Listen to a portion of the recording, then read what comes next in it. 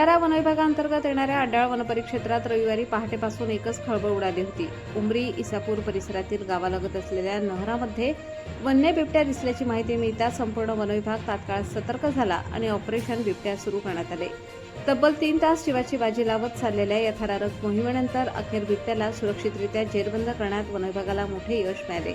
सकाळी सुमारे 5:45 सुमारास गावालगत बिबट्या फिरत असल्याने नागरिकांमध्ये भीतीचे वातावरण निर्माण झाले होते.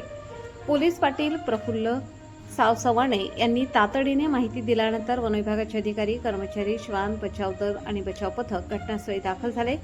घटनास्थळी 200 ते 300 नागरिकांची मोठी गर्दी जमली होती. कोणतीही अनुचित घटना घडू नये म्हणून वनविभागाने नागरिकांना सुरक्षित अंतरावर ठेवत परिसर नियंत्रणात घेतला. यानंतर बिबट्याच्या पावलांचे बारकाईने निरीक्षण करण्यात आले. एका बाजूने मार्ग बंद करून दुसऱ्या बाजूला पिंजरा लावण्यात आला.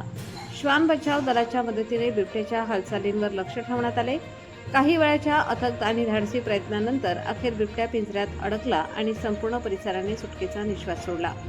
पशुवैद्यकीय अधिकाऱ्यांनी तपासणी केल्यानंतर हा बिबट्या मादी असून अंदाजे 1.5 ते 2 वर्षांचा असल्याचे स्पष्ट झाले. त्यानंतर वनविभागाने संबंधित बिबट्याला सुरक्षितरित्या नैसर्गिक अधिवासात मुक्त केले. विशेष म्हणजे यापूर्वी 1 मे 2026 रोजी याच अड्याळ वनपरिक्षेत्रात मादी बिबट्या आणि तिची 2 पिल्ले सुरक्षित पकडून जंगलात सोडण्यात आली होती. त्यामुळे परिसरात वन्यजीवांच्या वाढत्या हालचालींमुळे नागरिकांमध्ये भीती आणि चिंतेचे वातावरण निर्माण झाले आहे.